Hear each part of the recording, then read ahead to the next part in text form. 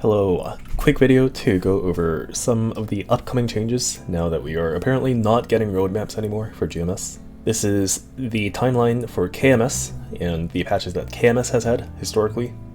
GMS tends to follow what KMS has done pretty closely in line with about a 6-month delay, so we can predict fairly accurately what types of content GMS will be getting in the near future. That being said, we will not be seeing overseas maple types of content in this timeline, so these are like Pharaoh's Treasure in this event, things like Misty Island, Night Troop. These are not included in this timeline since they do not appear in KMS. Now the latest patch for GMS is our second Mastery node, which for KMS hit in January this year. The rest of the changes we've also gotten, except for the specific changes to Reboot, as noted before by Inkwell, we are not getting these changes in GMS. Maplecoin has also been noted not to be coming over to GMS. And so everything up to February 22nd, GMS has received as of today. The next major patch is going to be the Legion minor update. One of the most notable parts of this is that now, if you look in-game, you can see that there is a Legion raid power value here, and the way this number is calculated is mainly by your character's levels in that world, plus the number of Starforce stars that your characters possess. This will be changed in this patch so that now, instead of being calculated in large part by Starforce, it will instead be calculated using your combat power of your characters. For most people, this will mean that your overall value will increase, and therefore you'll be gaining more coins per week. And in line with that change, the number of items you can purchase in the Legion store has also been increased. The Legion power, experience, luck, and wealth coupons can be purchased 20 times per week now as opposed to 10, and you can purchase 20 more Black Flames a week. Next, ores and flowers have been deleted from field maps, so you can no longer see golden flowers and the big ores that you see in training maps anymore. And what they've done here is, if you go into game, and go to Meisterville, and go to the bottom right of the map, you'll see that there is this portal here that leads to the harvesting maps, and the ores and flowers that you find in these maps have been buffed so that the income that you gain by farming here is roughly equal to if you were to only focus on mining the flowers and ores from before this patch. To be honest, in the case of GMS, no one really does this. Time is better spent on farming and bossing among other things, especially given that GMS also has Threads of Fate, which is a huge income source for important oils. Next, the Quick Pass system has been renamed slightly and has been extended up to Grandis. KMS added a level 300 chair, which GMS has already had ahead of schedule since they thought Nero was going to hit 300, which he did. Carcion field maps have been changed. Now, I took a look at this again, and it doesn't seem like terrains have been improved, so you are not going to have to change the locations of your summons or anything like that if you've already been training in these maps, but you may notice that there has been an increase in your mob rate. In KMS, this was a response to players complaining that Trees 3 in particular was too populated.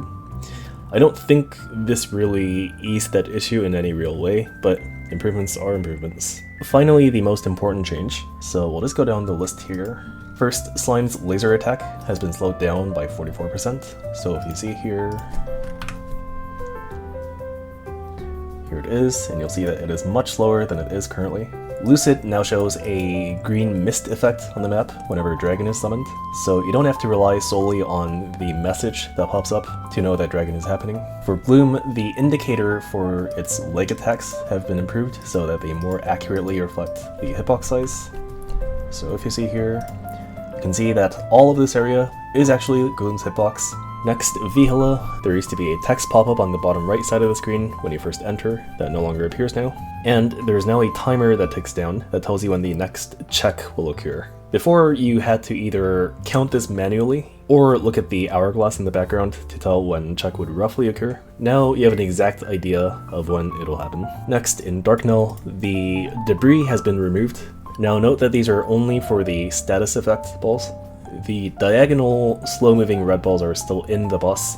In Black Mage P3, the Laser of Destruction attack indicator has been changed to more accurately reflect the hitbox size. I haven't noticed any huge change for this, and it seems to be pretty minor, but apparently this has happened. It's not nearly as drastic as the change in Gloom. In Callus, The time remaining until the next device activation now shows on the screen. Your gauge refills 1.5 times faster in easy, and 2 times faster in normal, chaos, and extreme. So what this has actually done is it's standardized the refill time for gauge to 10 seconds across all 4 modes, which is a huge change. So now you only need 30 seconds to undo a device as opposed to the 60 before this. And that's a massive change to difficulty. Callus is now a significantly easier boss than it was before due to this one change. Beyond that, the FMA delay has been increased by 33%, and on top of that, the skill lock effect no longer applies even if you're in range. For classes, especially with good mobility, this is pretty big, and you should basically never be hit by FMA anymore unless it's in tandem with other attacks like laser. And not only that, but before FMA happens, now there will be a message on the screen that tells you FMA is happening. In P2, the dive attack, or crash attack, now has a slightly more visible animation, and it's more distinct from the other teleport animation. So here you see the timer for the remaining device activation, and there you just saw dive. So you'll see here now a message appears, and it says that Callus will do FMA. Now he does FMA, you'll notice that he doesn't get skill locked, so he's able to just teleport away. And lastly, for culling, P1 Tao's FMA has been slowed down by 33%, and the electric current effects that appear on the ground in both P1 and P2 have been made to be more clearly visible. In P3, the attacks that Tao does on the right side of the screen, the lightning pillar attacks, the indicators for them now more closely match the actual hitbox. So you'll see here that these indicators are now much chunkier.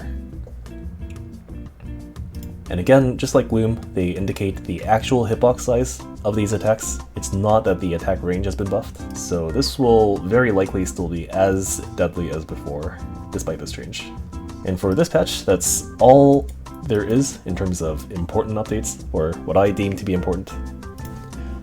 The next few updates will have more things, mainly quality of life changes other than New Lotus. And again, not everything in these patches are included in this timeline, but I've narrowed it down to what I personally think is pretty important. If you want the full details, either go to the official patch notes on maplestory.nexon.com, or go to Orange Mushroom and look for the English translated versions of those patches. It's not clear which patch for GMS will include which of these changes, as GMS does tend to change the order of these sometimes. Most of these changes will come first, and most of these changes will come second, but there may be some that get mixed up. Additionally, sometime around this area of the timeline, we should also be getting another Night Troop, as we've seen CMS get their version of the new version, so plan accordingly with your emblem and or secondary if needed. Lastly, if you go all the way back, there are a few events that we still haven't gotten in GMS. One of the biggest examples is New Name Auction, in which you can buy and sell IGNs. There is Punch King Season 2, which we should be getting pretty soon in GMS. There has been a Yeti Pink Bean world that we haven't gotten yet. But all of those things I just mentioned are due for GMS. That is, if they come to GMS at all, which pretty likely, but hard to say. That's it, goodbye.